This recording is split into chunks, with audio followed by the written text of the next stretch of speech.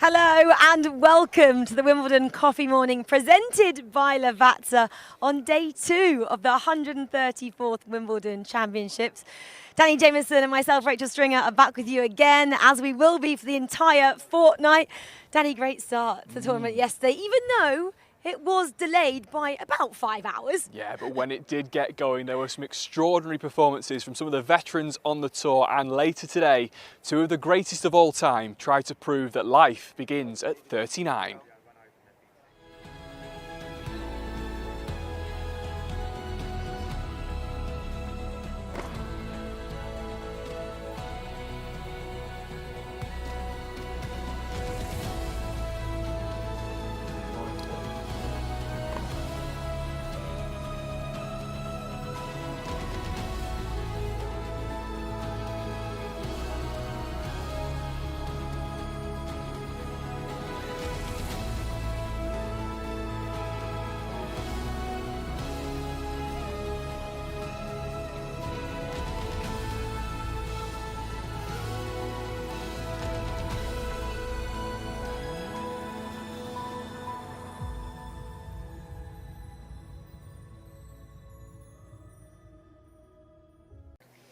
Well, I'm not sure about you, Danny, but I'd like to be slowing down at the age of 39. Retiring at 39 sounds pretty ideal to me. Anyway, I want to give a big nod to the people that joined us yesterday, all across the world, because obviously it was a long wait, so we alluded to it yesterday, 715 days since we last had action here at SW19. So it was great that everyone wanted to join in. And we're going to talk about a few of them now, aren't we? Yeah. We had a little look on Facebook at some of you who messaged us after that. Pamela Rose getting butterflies when I hear the Wimbledon theme tune. I think we all do as well, don't we, Jenny? Oh, absolutely. Every single morning, even right the way through to next weekend, it'll be exactly the same. Another Pam Smith is going to be glued to the TV for the next 2 weeks. Don't blame you, me as well, I think. Yeah, exactly. And Heather Lewinson taking 2 weeks off work just to dedication. watch Wimbledon. I mean, That's I don't know dedication. how you get away with that. I hope you got that signed off with work. Just for A very FYI. understanding boss, I think. But Yeah, honestly, exactly. the breadth of where people were watching yesterday was really extraordinary. Do let us know. Use the hashtag Wimbledon thing on social media or stick it in the comments where you're watching from around the world. We saw all over the globe pretty much. Karen Fisher was one of many who got in touch from Durban in South Africa. Hello to you, Karen. Favourite Grand Slam of the year, she says. She's behind Roger all the way. She'll be watching later on, I'm sure. Yeah, absolutely. And finally, we had Justin Driscoll. Been up since 4 a.m. watching in Niagara Falls. Well, probably not quite literally in it, but you get the gist from that part of the world. So it was great. Yeah, guys, keep, like Danny said, join the conversation using the hashtag Wimbledon thing. But let's get back to the action then. We were speaking about life starts at 39. It very much does for a couple of individuals who are playing later on today. But life also is still going strong at 34 years of age for Andy Murray, isn't it, Danny? Extraordinary. It was amazing. Absolutely extraordinary. I'm Yeah. sure everybody was glued to that match last on centre court, long into the night. I think we need to remember that this guy has a metal hip. Like he has a metal hip in his body, and he's still capable of stuff like that. I know he's a wild card, and he's playing Nicolas Basilashvili, who was one of the seeds here at Wimbledon this year. 24th, yeah. Which, you know, he's a good player, but I mean, it looked like it was going to be one of those extraordinary nights at one point where he's 2 sets up, 5 love up in the 3rd set, and then it all, for the British fans here at least, all went a little bit wrong. But my goodness, what a seesaw 3rd and 4th set that was. It was extraordinary. A bit of a blip, didn't he, in the 3rd, and then he kind of liked to tell us at the end he went for a shower and a toilet break. His wife Kim Sears didn't particularly like him mentioning that. It was I loved Kim's reaction on centre court, wasn't it? But let's have a quick word on Serena Williams, like we just mentioned. 39 years of age, still trying to go for that 24th Slam Margaret Court's Open era record, of course. And she kind of says that maybe technology has helped her being able to continue her career, as possibly has Roger Federer's, and the fact that she obviously is more selective in terms of which matches she plays now, rather than just playing everything which she used to. And we can talk about her career for a long time. Obviously, she went pro at the age of 14. She was here first in 1998 where she actually got her first Slam title as well. Of course she won it. Of course she won it. That's all she does is win, is Serena. Andy Murray's doubles partner a couple of years ago as well. Very much looking forward to seeing her. And as we mentioned before as well, Roger Federer also back in action today.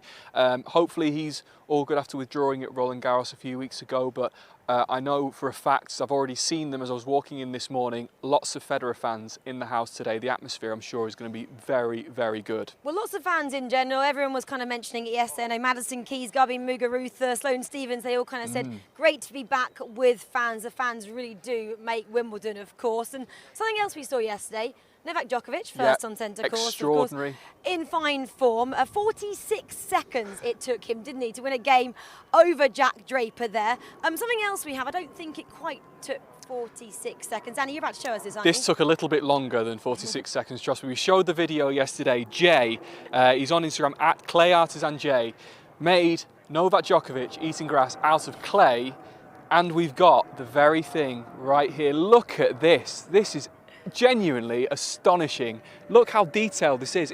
It's so lifelike. It's amazing. Jay, thank you so much for sending this in. We had the video on yesterday.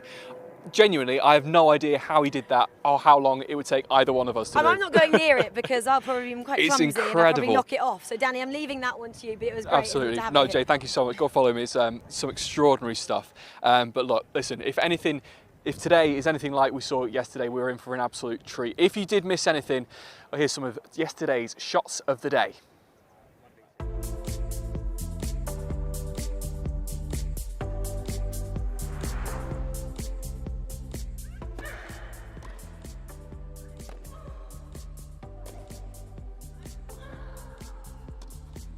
Oh, well done. Well, that's not in the textbook, but it was very effective. Look at this. This is everything you would tell somebody if you were teaching them not to do. Very unusual shot, but how effective was that?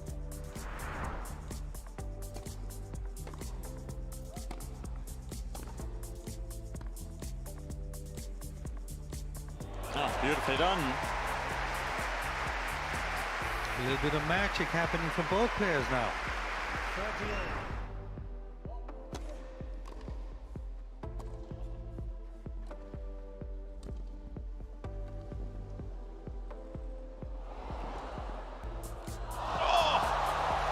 It's on the line. He thinks that deserves a bit more applause, and he gets it. And how have we missed this? We've been asked for a few shots of the day, and that 30-15. is going to be tough to beat, not only for shot of the day, shot of the tournament.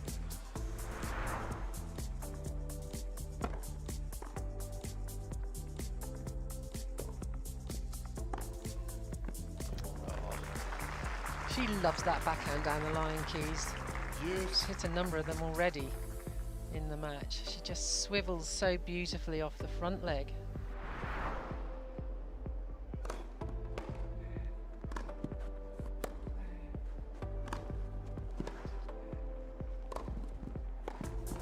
Oh, and he's done it. What a terrific retrieval from Sinner.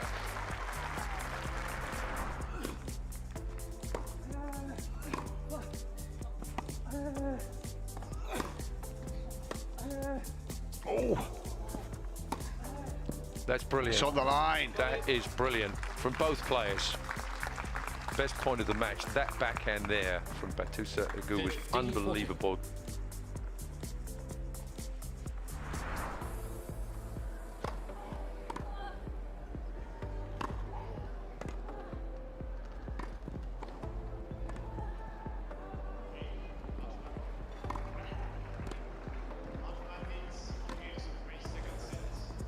Oh yes, just when she thought she'd won the point, she had to dig a little deeper.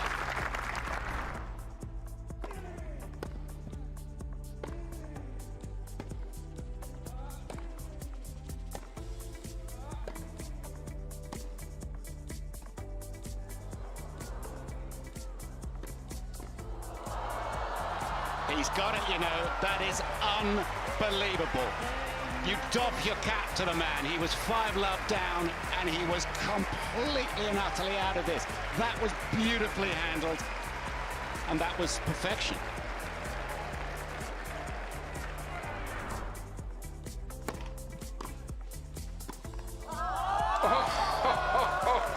Oh, Monfils is feeling it now, and a little bit of high stepping before he makes his way back to his mark beyond the baseline.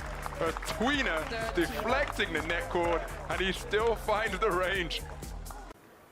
Quite extraordinary stuff across the board, really, at SW19 yesterday. Now, to look ahead to what we're going to see today, joined by a very special guest, Pete Hodges, BBC commentator extraordinaire. Welcome to the show. Thanks so much for being here this morning. Your first day of the tournament yesterday, how did you find it? Fans are back. Imagine that gave everyone a boost. Oh, it's so special just being here, in and around, everywhere you look. It's just the buzz when you walked in the morning.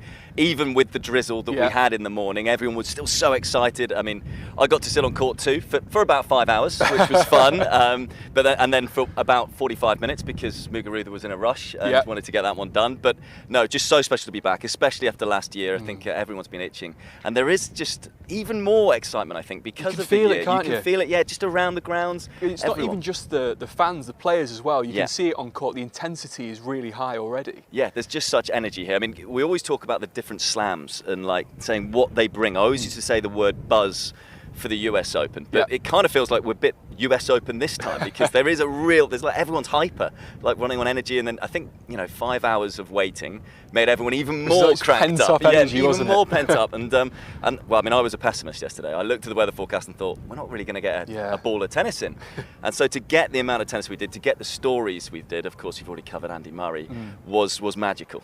And let's talk about the games that you covered yesterday. You saw, as you said, Garbiñe Muguruza in a bit of a rush. She looks pretty good, right? Yeah, I mean, the women's event, as we say, every year it's wide open, and she's got to be one of the favourites coming in here, having won it before, reached the final twice. Okay, Fiona Ferro didn't have her best match. She's not got a great grass court record, but you can only beat what's put in front of you. And having waited for 5 hours to get on court, there would have been a bit of anxiety for Muguruza, but she was so solid. I think she made about 2 unforced errors the whole match. So she's looking good and only dropped the one, very close to getting her first ever 6-love win. She just dropped a game at the end. So, but yeah, it was amazing to see her win in, I think it was about 48 minutes. As you say, in a hurry. Some of the other big stories from yesterday. Number 3 seed in the men's draw, Stefanos Tsitsipas, losing to Francis Tiafoe. I saw a lot of people saying this was a shock, but not really. Yes, and I'm one of those. As in, Tiafoe, look, he brings a lot of energy to the court. He's a really exciting young player. Not a player you probably want to draw early on. And for me, I watched a lot of Tsitsipas at the French Open, and he did amazing. I mean, the amount that would have taken out of him. He's also had some issues in the past. When he loses a big match, he said it himself, he struggles to get over that loss sometimes. So he's an emotional character. He's a very unique person and takes it all inside. He's got psychologists on board to try and help him with that. But I think that loss to Djokovic in that final, it was going to take him a while to get over. The amount of effort he put in to get to the final, so I wasn't too surprised that he lost yesterday. Well, let's look ahead to today because, my goodness, it's star-studded. We obviously have to start with the great Roger Federer, who is back on centre playing Adrian Mannarino. Now, this is, interestingly enough, Switzerland versus France. There was a big upset in the football yesterday. Could we see the reverse upset today? Well, I was going to say, you're saying they're going to get revenge through Adrian Mannarino? Maybe. I mean, it was extraordinary, wasn't it, the football? I mean, everything was going on yesterday. You had the Murray, you had the football. But no, I think he's got a chance, Mannarino, definitely. I mean, Federer, for me, I was a little bit worried about him. At the French Open, I thought he played 2 fantastic matches. The genius that he is. Somehow got through against Kopfer that match. I don't know whether everyone watched it, but as in, he looked tired, he looked fatigued in that match, but his sort of hand skills and genius way was able to get him through that one. And then he didn't look great in Halle. He actually said mentally he wasn't quite there. So there's just been a couple of matches where he started to look like he's had 2 knee surgeries and edging on towards 40. But he's a great champion, so you can never write off the great champions. Mannarino, though, very good on grass. Hits a flat, low ball, tricky. But when you look at the head-to-head, he's never picked up a set in their 5 previous meetings. So, I mean, you've got to go with Federer, haven't you? But there is a chance for France to get that revenge. You never know. Elsewhere, another great champion, Serena, is out in force again, looking to get Grand Slam title number 24. She's made the final in her last 4 appearances here at Wimbledon, and in 8 of the last 11. This probably isn't on the upset radar, is it? It isn't on the upset radar, but what I would say is that Alexandra Sasnovich, she's a fun character. Okay. She's just a quirky character. There's no one really quite like her. She's got a glorious backhand, and she beat Petra Kvitova here in 2018. So she has had a big win before against a former champion. So I think she will believe. Having said all of that, it's Serena Williams, and as you've just mentioned, this is her backyard. This is, she strolls onto the court here and expects to win. Okay as well, when you look at her record, the grass helps her. She can hit through the court better. So yes, Serena Williams the favourite. But just to give any Alexandra Sasnovich fans out there, Of course, I think I'm sure there's a chance she'll believe, which is something that a lot of players walk onto the court and they don't believe.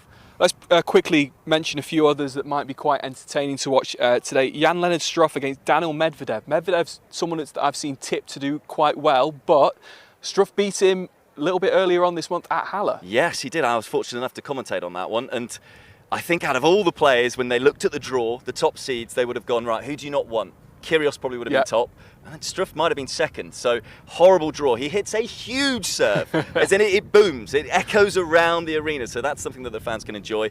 And he can serve and volley. He's very good at beating top-ranked players. He gets a bit nervous against lower-ranked players. So he's an interesting character. So if he can deal with the nerves, it's a tough first round match for Medvedev. Interesting one to watch. And last one we should probably mention, Ash Barty opens up centre court today. She called it a great honour. Looking forward to that. But she's up against Carla Suarez Navarro. This is her last Wimbledon.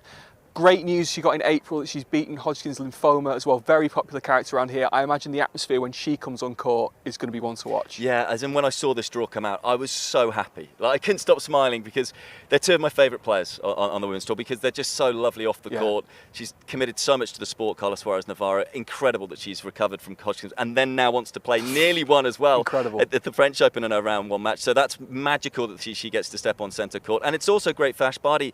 It's the 50th year anniversary since Yvonne Goolagong-Cawley won here, fellow Indigenous Australian. And so she's her idol, Ash Barty's idol. And so she's wearing a dress in honour of Yvonne Goolagong-Cawley. So both stories there are just really wonderful. I mean, I love Ash Barty, how she goes about things on the court and off the court.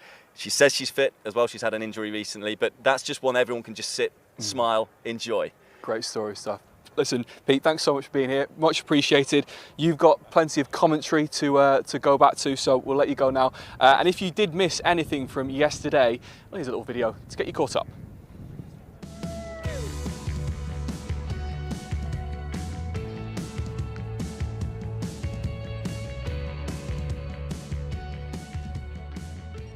I've never seen that before. Seen it in the men's game, but not the women's. If anyone was going to try it, it's this woman. There we go. She was actually going to run forward and try and get to the net after it.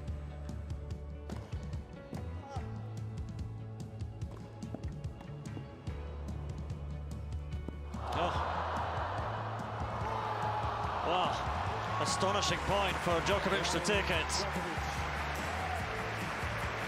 Completely mishit that smash. Almost got it back though. Look at that. Complete miss it. Steady on. Oh, he's in good shape.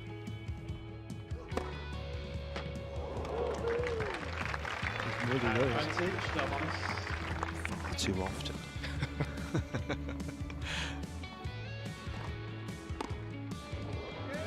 Oh, I think it was dropped.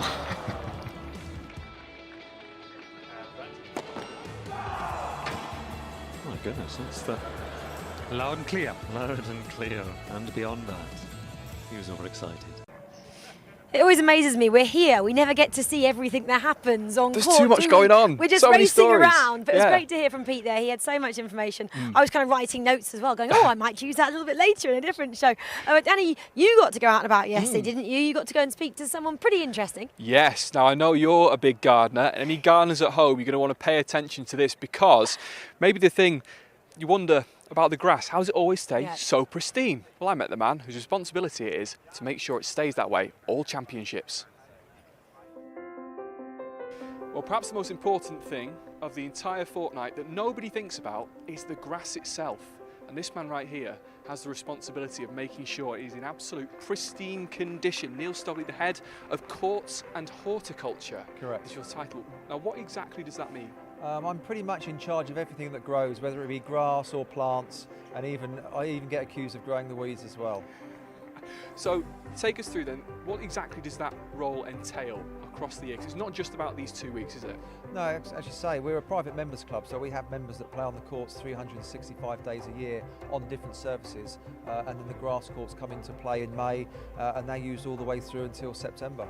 It's heavy work, really, that the grass has to deal with. Yeah, so we open 6 weeks before the championships to the membership, so they then get to play on the courts, bed them in for us, and then the championship starts and the players turn up, and then it's full on for 2 weeks, albeit with the weather, and then we sort of open back up for the members and other tournaments through the rest of the summer. Take us back to the start of the preparation. How early on do you begin preparing the courts?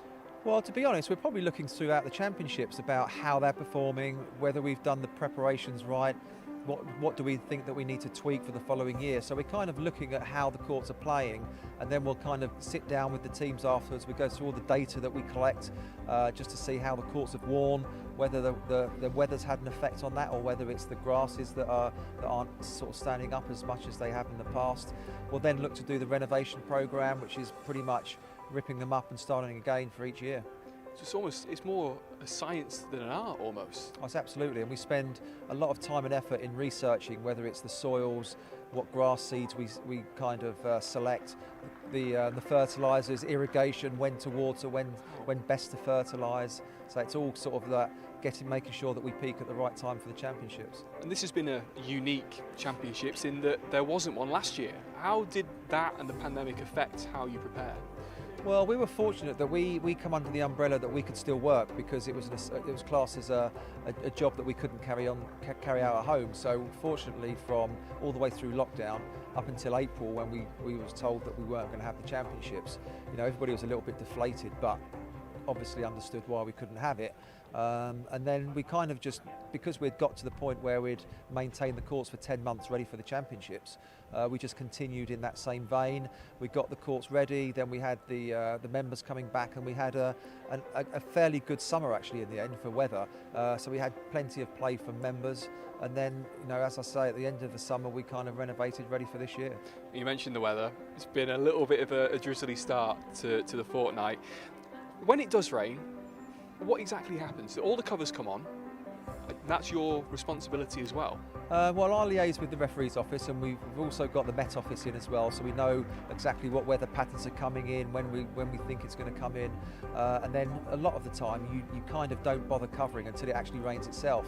I think the critical part is that when you've got to sort of second guess when it's going to start deflating the covers, so when the actual rain stops, we can get the covers off, we can get them court set up, and then players straight on. So today's been one of those championships where you don't want this on the first day, but it's happened, and it's we're plays underway now, and hopefully that's the only blip of the championships. Fingers crossed. Now I'm sure it's a very busy day for you. Just before we go, I'm sure there's lots of people watching with green fingers at home. Any tips from the absolute expert for people maintaining their lawns at home? I always say just don't overcomplicate things, because even in our industry you have a lot of people that try and overcomplicate things. So look at the grass like you would yourself. If you have a good sort of maintained diet, you're fully hydrated, then that will make you nice and healthy. It's the same with grass. Make sure that your grass is never getting too dry, so you can water it as well, and then just make sure you're regularly feeding it so it's kind of nice and healthy, and you'll end up with a very nice green lush lawn.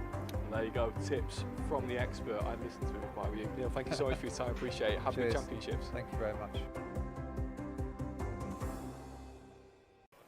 Well, I'm definitely be taking note of those tips there to make my lawn pretty good. I've been reseeding it in lockdown, Danny, I'll have you know. So it doesn't quite look as good as Court 18 behind me, but, work in progress over here. I want to see proof of that by the end of the fortnight, please. Possibly not. I haven't got any time to do gardening whilst I'm here. But let's have a look at what's been happening on social media, because there's actually a groundsman Twitter account, isn't there? So they've obviously been posting their perfect lawns around here at SW19. We can see those right now. Yeah, look, the groundsman there. Is there a more beautiful thing? I'm actually not quite sure. No, I don't think there is. Actually, put Andy Murray or Serena Williams on court as well, then sorted, right? I like it when it's quiet like that. We were there yesterday morning. It's, honestly, it's amazing. It's absolutely amazing. But yeah, lots of people getting in touch using the hashtag Wimbledon thing. Make sure you use that on your social medias. Christina, she was watching Sloane Stephens yesterday, and look at this. This might be the first sighting of the strawberries in, as well as Sally Bolton, our CEO, was saying yesterday, in that recyclable punnet for the first time this year. I'd say, is there a more beautiful thing grounds? Is there a more Wimbledon thing strawberries Possibly watching not. tennis. I've Probably not had any yet this year. No, me neither, but that's... I might- we've I still might got rectify about that 2 weeks today. to go, Danny. It's fine. That we might be can my wait. lunch today. Let's move on because it was a pretty special occasion on centre court yesterday. And Michelle actually tweeted this. I didn't realise I'd be so emotional watching the start of Wimbledon. And that's because there's a standing ovation, wasn't there, for Sarah Gilbert, Dame actually now. She was honoured in the 2021 New Year's Honours list, and she was obviously a part of the team heading up creating the AstraZeneca vaccine that, you know, load of us have now in the UK, trying to obviously put an end to the pandemic that made us not be able to come here last year. Yeah, lots of key workers in the house as well. Standing ovation for all of those. Now we get on to maybe my favourite topic. Where are we going with this? Nail polish. Nails, really, Danny? Nails. Martina on Instagram, how about this? I want maybe to do this for tomorrow. This might be my task for this afternoon. Okay. Look at that. Fine. We had to wait 2 years, she says, but finally Wimbledon's back. And her tradition, love this as a tradition, for 2 weeks my manicure is only going to be green, purple and white. Of course, the official colours of the championships. I really hope she's coming to Wimbledon. I don't know if Yeah, that was I'd love to see taken that. from here. If not, she's just walking around wherever she is in the world, kind of being, yeah, you know, Wimbledon, of course it's going on. Staying with the nails theme, we have another nail tweet as well. Everyone's getting into this one, isn't it? This time, though, we have bright yellow nail Tennis ball polish. pattern. You're going to stick out there. I mean, yeah, if you're holding a tennis ball, you might actually lose sight of those nails. I've changed my mind. I might looks go for pretty that bright. tomorrow instead. That Nails looks pretty by cool. NJS there. Let's start Wimbledon. So yeah, everyone loves nails. I think I need to join in with the nail Yeah. party. Haven't just yet. Let's see what we can do for tomorrow. Yeah, exactly. Plenty of stuff going on here as well. Look at this. Watching Novak Djokovic yesterday, I want to track down this lady. Look at absolute Novak Djokovic superfan. She had a picture of him. Just look at the look on her face, though. That's what gets me. That's what people have missed because we've not had a championship last year. That look of just Look at me, enraptured. Djokovic, please. I bought you a extraordinary. picture. Proper Novak Djokovic superfan. I want to track down that lady. She's awesome. She's a proper good tennis fan. Love Absolutely. And the person who was obviously playing Mm. Novak Djokovic yesterday first on centre court was Jack Draper. And I don't know if you guys knew, but he actually was an ex-Chelsea Academy player. And of course, Chelsea wanted to get on the action, Yeah. or Chelsea Blues _com. Ex-Chelsea Academy player Jack Draper takes the first set on centre court. That was Is there anything so that boy dramatic, can't do? wasn't it? That was great for him. I'm sure he's going to be talking about that for years to come. But yeah, great day, wasn't it, yesterday, Danny? Obviously, we've got day two today. Who are you most excited to go and watch? If you could go and sit Ooh. on a court, where would you be going to I sit? mean, there's so many stories and there are so many really, really great matches today, particularly because we're a little bit behind, so there's a few matches that have been pushed today. There's two that I really want to see. I want to go and see Dan Evans play Feliciano Lopez and his lovely eyes. And the other one that might be really entertaining, Nick Kyrgios against Hugo Humbert. Tennis-wise, very entertaining, and we know what Nick Kyrgios is like, good or bad. He's box office, so very much looking forward to that. You're off to go and do some Wimbledon channel stuff as well. I'm off to go and do Wimbledon channel. Wimbledon radio starts at 11 a.m. BST, which is pretty much right now, Yeah, guys. I So think we're about to... players on the court behind us here. We're Harriet Dart, British we're about to end hopeful. our morning, and everything else is about to start, guys. We'll be back, of course, Yep. tomorrow, 10:30 a.m. BST time. Danny and I are now going to go and speak to some fans as well. Yep. But today is going to be absolutely awesome if yesterday was anything to go by.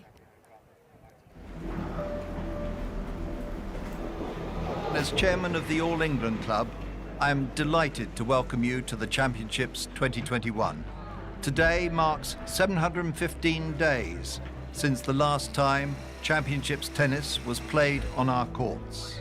It has been a long and very challenging period for so many, and I would like to thank all of you who have made the effort to join us in person today. I hope it is a day and a fortnight that will provide you with lasting memories and indeed inspire joy and celebration. On behalf of the club and the Committee of Management, I would like to express a very warm welcome to everyone working with us to deliver the championships this year. It has been an extraordinary journey to get to this point, and I would like to thank all of you for your hard work and dedication so far. I'm sure you are as excited as I am to see play begin on our courts. And for those lucky enough to be attending, it is a day they will long remember. I know that you will do all you can to make their visit memorable and enjoyable. This year, more than ever, the championships can only be a success as a result of your contribution.